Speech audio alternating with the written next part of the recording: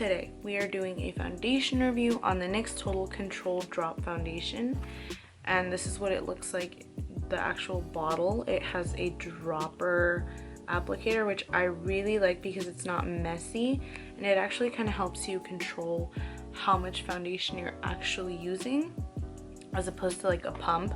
As you can tell, I think, well, you can't really tell, but I think I have like this much left. So it's like a water consistency. Let's just get that out of the way. You can kind of tell it's super watery.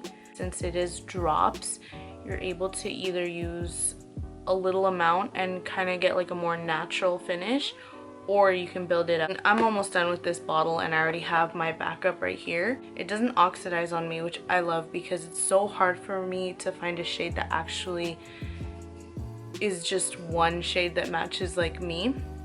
Usually I have to mix, but yeah, it doesn't feel heavy, and I use a good amount because I know some people like use like 3 or 4 drops, but I use a lot.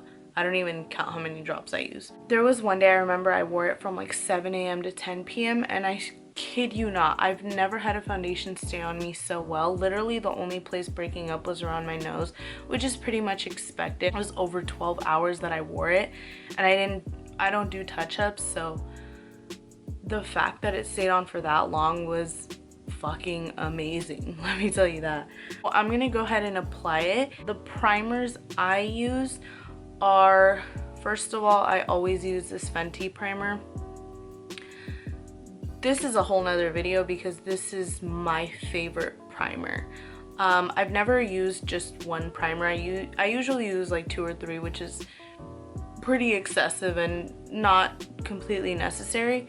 It's tacky on my face, so it like holds my makeup really well. And then I just use this because I haven't actually applied it.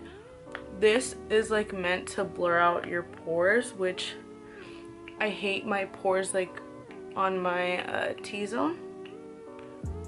And I feel like this blur stick from Milk has always done the job for me.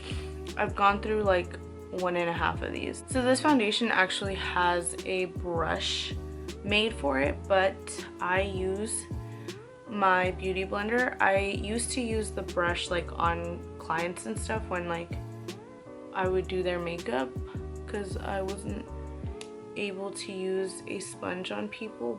But I can tell you, I've used brushes and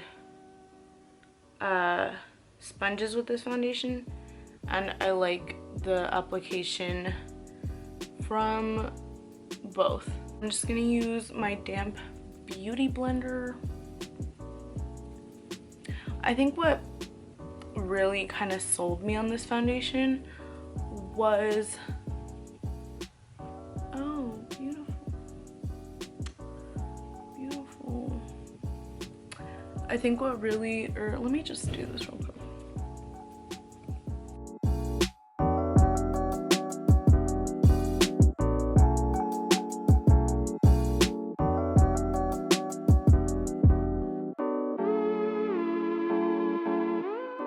I don't set this foundation. That's another thing. I don't set it, and it doesn't get oily. I guess we can just finish up my face makeup just to show you guys what I kind of do. I use the NYX Dark Circle Concealer. Next, I'm using my Maybelline Age Rewind. I used to love this concealer, and I don't know why I stopped using it, but I'm back on it. I'm back on my bullshit. So once my concealer is on, I just use my Airspun translucent powder to set it. So I'm gonna go ahead and do my bronzer and highlighter, and then I'll be right back. So this is the final look. This is what I'm gonna be wearing for today. Final thoughts on the foundation. I like the coverage it gives me. I like the natural feeling, but still being like a full coverage bitch, you know?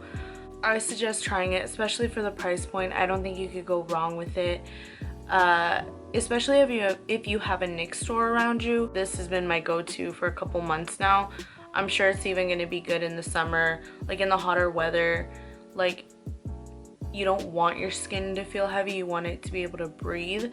Whatever you guys want to see me review next, please let me know. I'm so sorry, I hate my hair right now, and so I'm trying to make it work, but it's not really working. That's why I'm like fucking with it so much.